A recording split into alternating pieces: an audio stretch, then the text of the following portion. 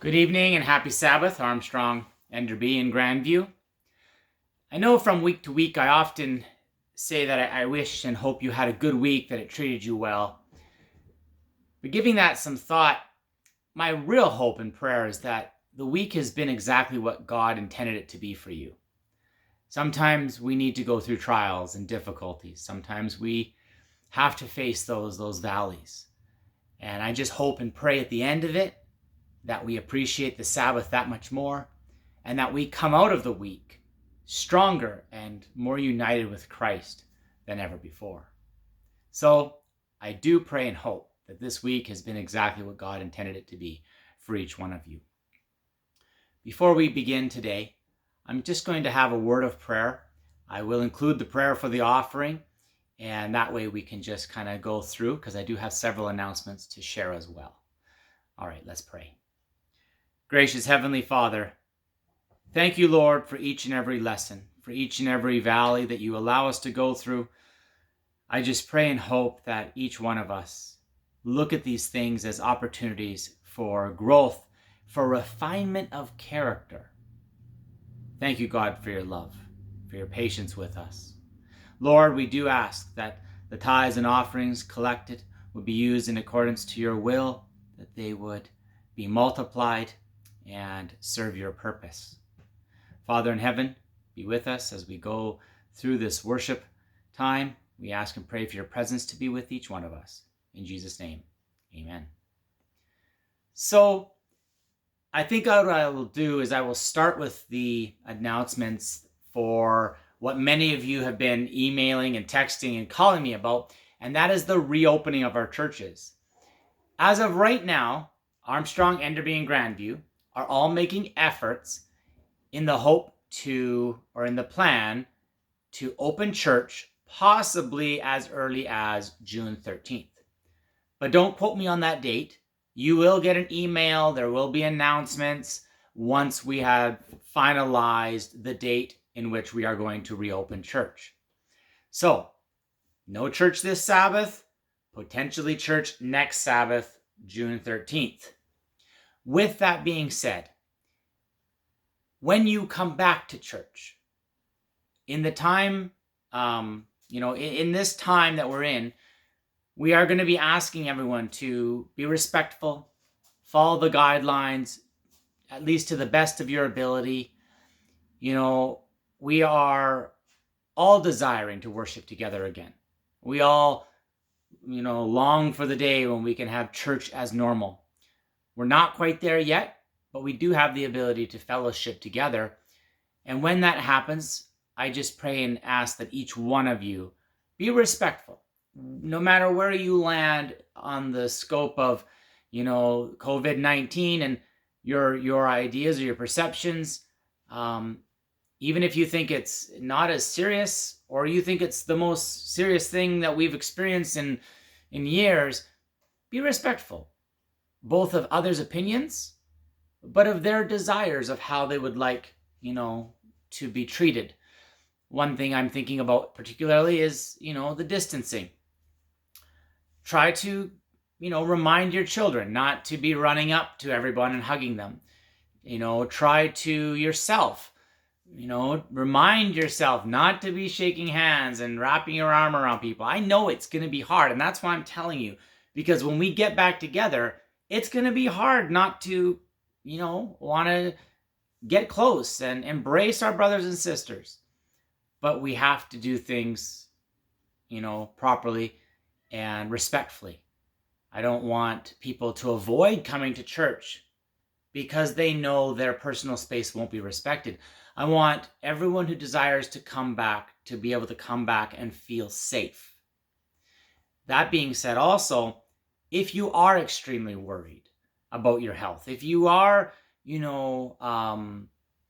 experiencing a compromised immune system, or you have other health issues, or if age is of a concern, you need to ask yourself the question whether it is the right time to come back to church or not.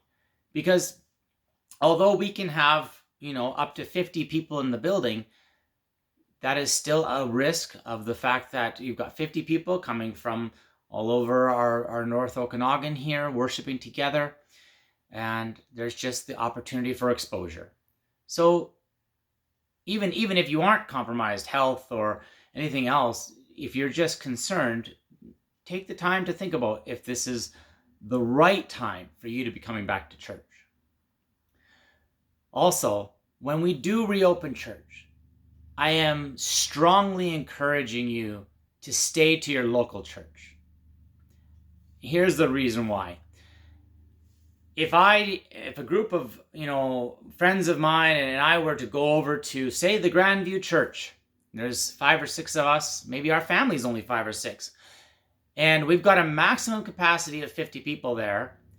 Well, some of the church members already at 50 people might not be able to attend church that day because of the limits. And so now if I'm going and visiting churches and I show up in Grandview and there's 6 of us and we get there before the local church members and we end up displacing the local church members, I just don't think that's fair right now. I really want to see Armstrong people, gathering together again in Armstrong, the Enderby people in Enderby, the Grandview people in Grandview. Get together with your local church families. Let the other churches, get together with their families, because people are starving to see their brothers and sisters. And so I would not want to be the one, because I'm traveling around, that ends up, filling a seat that one of the local members could have filled. I'm not saying we're not going to have guests or people visiting, that kind of thing. But for my church members, Armstrong, Enderby, Grandview, I would just encourage you all, please stay to your local church, for the time being, until some of these restrictions are eased and we have a little bit of a, more practice in how church is going to look as things are opening up here. So just some general ideas to start thinking about. We will be getting out emails and announcements. We will have some guidelines. It's nothing too daunting or scary. If you've gone to the grocery store or to a restaurant or, any business in town, it's pretty much the same or very similar guidelines. So nothing, too much to worry about. But again, I'm asking for everyone to be respectful wherever you land on the spectrum of ideas about COVID-19. Be respectful. Stay to your local churches. We really just want to, open things up so that people can start worshiping together again within the boundaries that we've been given. So if you have any questions, ask your local elders, deacons, or just give me a call, send me an email, a text message, and I should be able to, clear that up for you, or one of the elders or the deacons should be able to as well. So please continue to keep the leadership in prayer. We will be meeting this next week. The safety committees will be meeting and kind of going through and setting the churches up so that we can all come there and it will be very easy and visible where to go and what to do. And you'll also have the instruction kind of emailed and sent out to you. So again, keep us all in your prayers as we try to sort this out. I'm not too sure if there's many other announcements. I might come up with one. Something might pop back in my head here. But I'm just going to move over to the offertory reading. For this Sabbath, June 6th, it is for the local church budget. And that's one that I really think is very important because our churches, they're still being kept warm and they still, cost us money to keep operational, even if we're not in the building. So it's just something to keep in mind. For June 6th, the reading goes, Church Money. Max was just a young boy living in rural Virginia with his parents and his sister. One summer evening, they went for a short drive to the river to eat their picnic supper. Soon it was time for the family to pack up and go home. When they arrived home, they found the back door broken and wide open. Someone had broken into their home and stolen many of their belongings. Later that night, while Max was lying in his bed trying to go to sleep, he remembered something very important. He ran to his parents' room excitedly asking if the robber had found their church money. His parents got up and they all went to the kitchen. Sure enough, the jar full of money was still there. The family had been saving their extra coins and an occasional dollar to give as an offering on the coming Sabbath. They were so thankful that the gift for the church was safe. With thankful hearts, they carried the jar to church the following Sabbath and happily placed the money, jar, and all in the offering plate. Let's be thankful today for the blessings we have and the monies we can generously share as we give support to the local church budget and for the needs of our church today. So again, for local church budget, do your best to get the tithes and offerings in. As I shared with some of you this last week, the main component, once we're convicted about tithes and offerings, the number one thing that actually stands in our way, and this is why I have continually reminded us throughout this whole COVID situation with my videos, the number one hindrance to tithes and offerings, once you've been convicted to give, the number one hindrance is forgetting. We set it aside, or we say, I'll get to the bank, or I'll have to pay it next check. And then there's not enough, or we just forget and we say it again and we lose track of how much we, should be giving. And so the best way to not forget is to just be loyal from Sabbath to Sabbath. So just another reminder, local church budget. I'm going to dive into our devotional again. If I have more announcements, I'll try to remember if there's anything else that I needed to share as we close up here. But it's not a long devotional today. It's a story, though, that is something that I experienced and I went through personally. It was up in Fort St. John. My mother and I, we were getting ready to head to a baby shower for one of my cousins. And we needed to stop in at, I believe it was Walmart first. We stopped at Walmart. There was a couple of things my mom needed.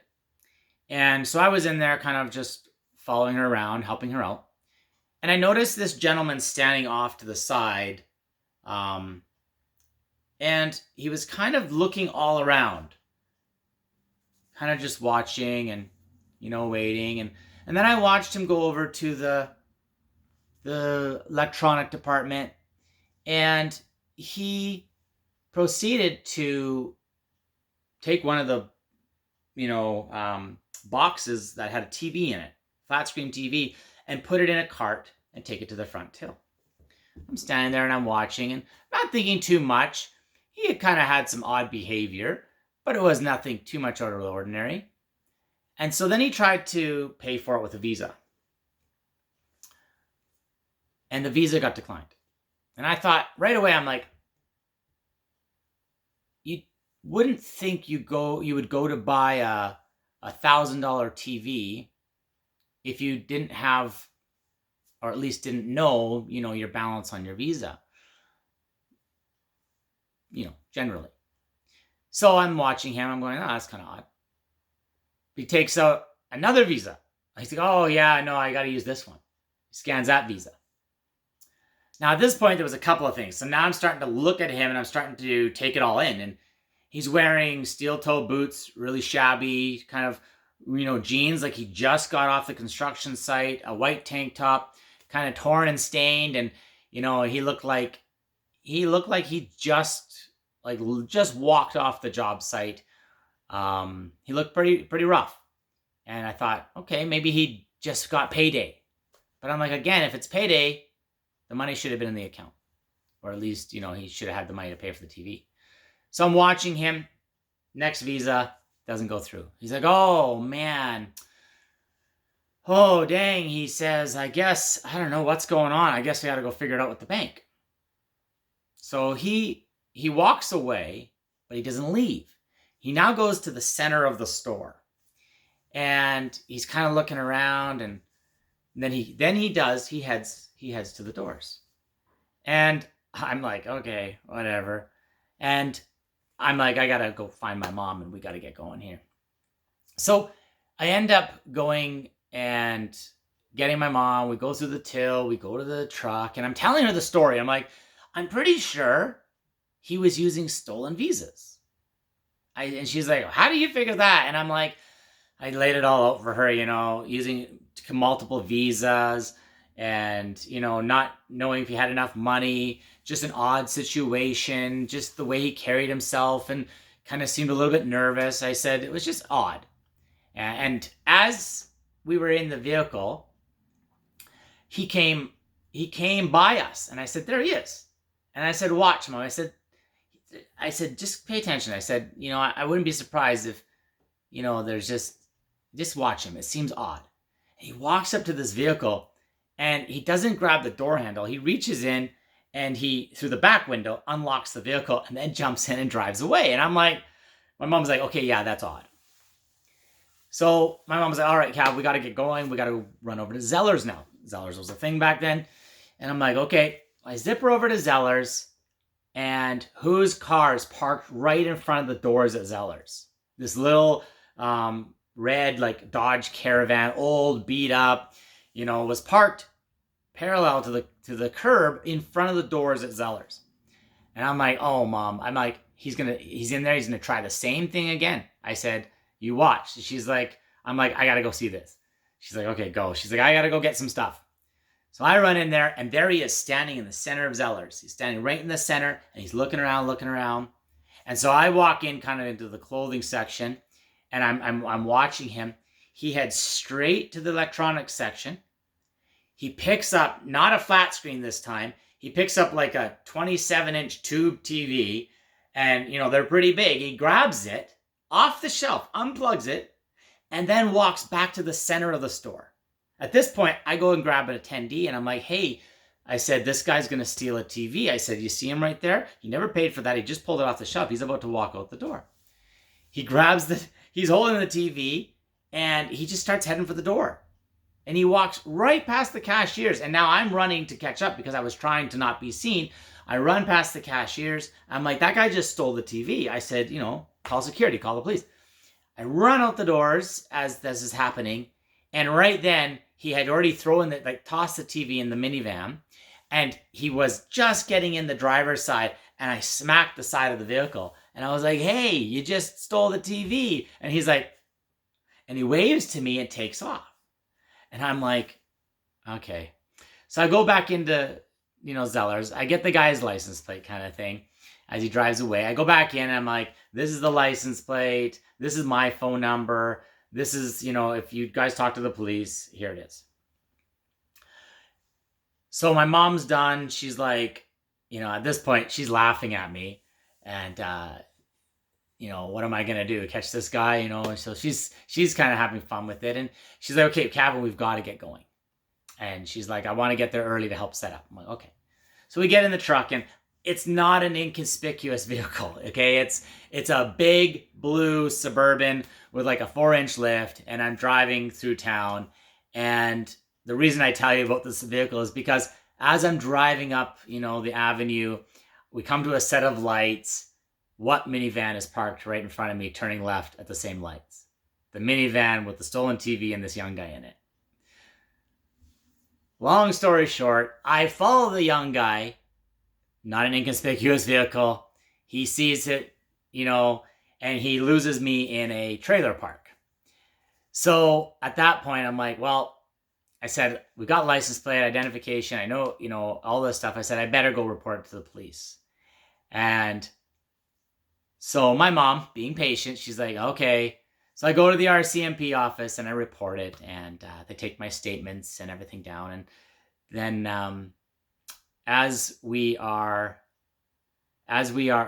before I headed to the police station, my mom's like, Kevin, we don't have time for this. We really need to kind of get going here.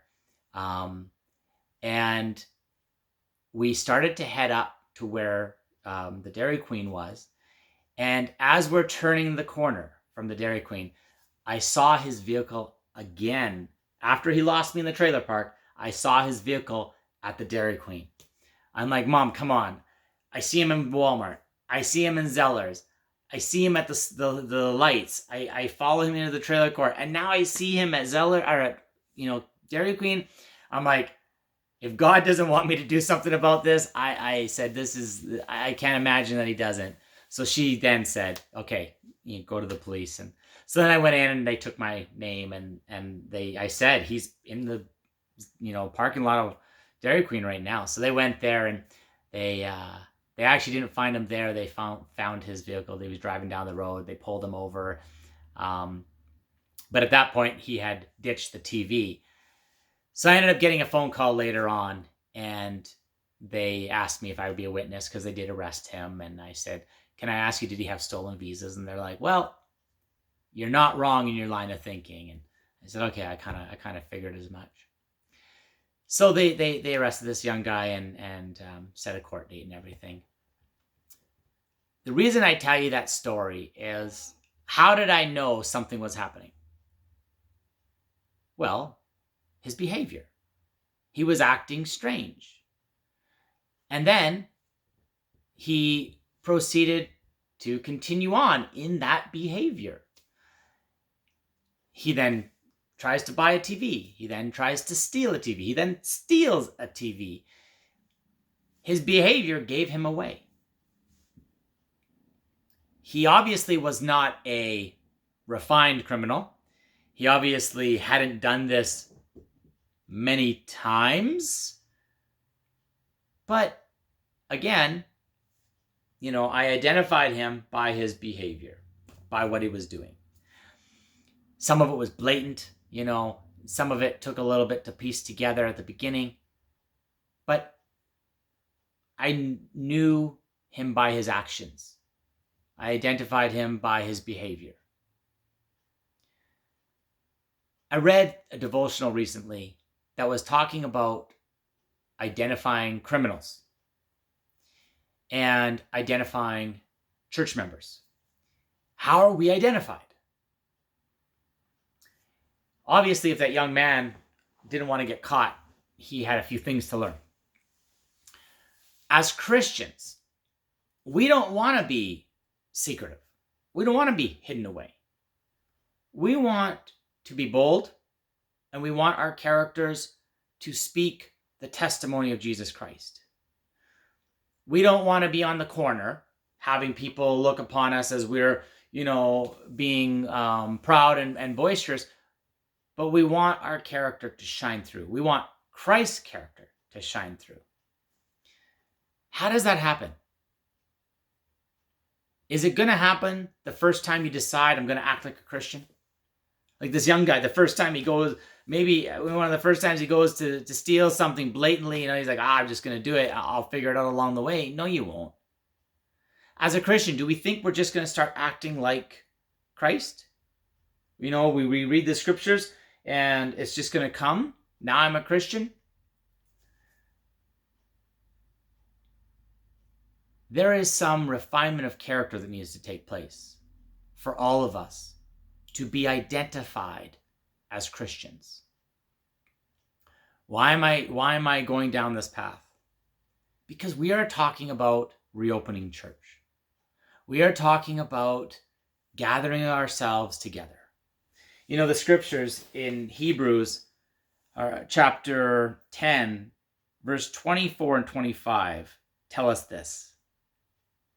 Refinement of character, okay? And let us consider how to stimulate one another to love and good deeds, not forsaking our own assembling together, as is the habit of some, but encouraging one another, and all the more as you see the day drawing near.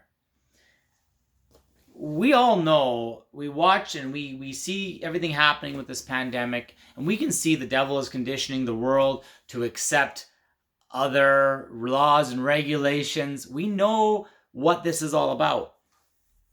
We know the time is drawing near, as the scripture says. All the more as you see the day drawing near, we should be assembling together. And so I know there are some that say, well, I'm not going to gather together until all the regulations and rules are lifted off. But the reality is we don't know when that day is going to be. We know that possibly July 15th, we're going to have a reassessment and maybe some of the restrictions will be eased, but we don't know what that means. Or we could come, July 15th and the government might tell us, no, we're going to keep it this way until October. We don't know. So how long do we want to stay away? How long do we want to forsake the gathering of ourselves together? And it's good, to gather in groups, small groups. But, God called us out. We're not hiding in the wilderness right now. God called us out to assemble together. Why? Ellen White has some pretty good notes on this, specifically on Hebrews chapter 10, verse 25. It's titled, Seeking the Assembly of the Saints. Those who do not feel the necessity of seeking the assembly of the saints, with the precious assurance that the Lord will meet with them, show how lightly they value the help that God has provided for them. Satan is constantly at work to wound and poison the soul. In order to withstand his efforts, we must breathe the atmosphere of heaven. We must individually get hold and keep hold of Christ. The atmosphere of heaven is the church gathered together. That's where we get to breathe the atmosphere of heaven, is when we gather ourselves together. I know there are many reasons not to join, as we reopen right now. Age may be a concern. Compromised immune systems, other health conditions that you may be suffering from. There's a whole variety of things. I can't judge why you come back to church or why you don't come back to church. I'm sure you have good reasons. But within your reasons, I hope it isn't because you say, hey, we haven't had church and I'm just fine. Hey, I've had people, with me on Sabbath and we're doing just fine. We're supposed to not forsake the gathering of ourselves together. We're supposed to assemble together. We're supposed to breathe the atmosphere of heaven. That only comes from gathering together. And yes, amen, there are a variety of ways that we can gather together. But we do believe God set up the church, the institution of the church. We do believe it's important.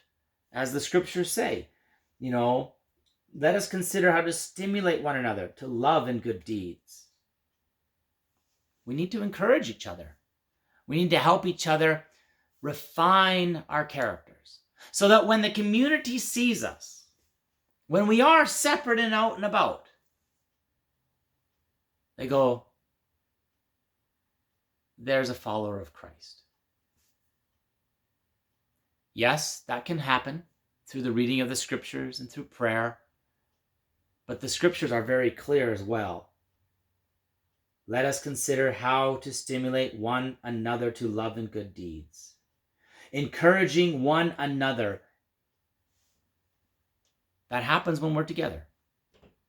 And so I'm not here to judge or question why you may not gather with us. I've heard some very good reasons, why some people say I can't do it quite yet. And I respect that. But I do want you to give it some thought, because for your own sake, it is important to gather together with your brothers and sisters. We are no longer the church invisible. If you want to know, go and study our fundamental on the church, right? We are not the church invisible. We are the church visible. That means we are not, Christians that don't identify with a denomination or a congregation or anything. No, we are Seventh-day Adventists. We are the visible church of God. We're not just the visible church of God. We are the remnant church of God, called out to fulfill a specific mission. And we're supposed to encourage each other, band together, and fulfill that mission as one, as a team, as the body of Christ. The body, united together. And so, the same way I identified that young man from his immature behavior, from his, lack of being careful, and, his, shady demeanor, and his lack of confidence, everything that, gave him away as being, doing something criminal. Then there was the blatant carrying of the TV out the store. But the same way that he was identified by character traits, by how he carried himself, by his actions, what he was doing, Christians on the other extreme will be identified by their character traits, by their actions, by what they're doing. And those character traits, those actions, the things that we do are refined, are brought together, are nourished in and through the church. As I read, let us consider how to stimulate one another to love and good deeds. Good deeds, serving the Lord. And so, again, there is no judgment. If you do not feel that it is time for you to gather together with us, I respect your decision. But for the majority, I would highly encourage that you would make efforts to gather yourselves together again for worship, for praise, for the refinement of character. I think that's about it. I don't really have any other announcements. Nothing's coming to mind.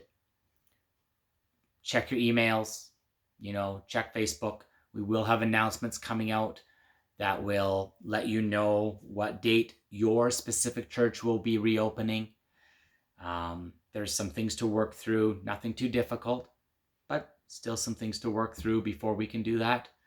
And so, just keep your eyes and ears open for those emails, for those phone calls, the Facebook pages. And, if we all work together, I believe sooner than later, the restrictions will be lifted and things will get back to, what we call normal, or at least close to it. And in the meantime, we do have the freedom to gather together again with some limitations, but I'm excited. And seeing many of you this week at these church meetings, it was just it was a blessing, but it was almost bittersweet because you get to see them for a moment and then you've got to leave each other. And I know we're not going to be able to see each other, as often and in the capacity that we'd like. But I think something is better than nothing. An hour and a half, 2 hours on Sabbath is better than not being able to gather together. So keep this all in your prayers and your thoughts. Any questions or concerns or anything that you have, feel free to send me an email, give me a call. And again, there is no judgment. I'm not talking about anyone specifically here. I know there are good reasons that you have for not, coming together right away here for you and your family. I respect your decision. But for the general body, I pray and hope that we will see each other soon in church. God bless. Have a wonderful Sabbath. Let's have a word of prayer. Gracious Father, as we close this devotional, we just ask that you would be with each and every one of us. Draw close to us. Help us to work together. Let us be smart. Let us band together as a group, as your body, in worship, in training, in refinement of character, and in completing your work. Thank you, Lord, for the system that you have set up for us, where our characters can be refined, and where we can breathe in the atmosphere of heaven. Thank you, God. Be with each person listening. Be with our tithes and offerings. Be with the plans to reopen church. Be with all the prayer requests that have come into me through email or phone call, text message. Draw close to those situations, Lord, and answer them according to your will. We thank you and we praise you. In Jesus' name we ask. Amen. Good night.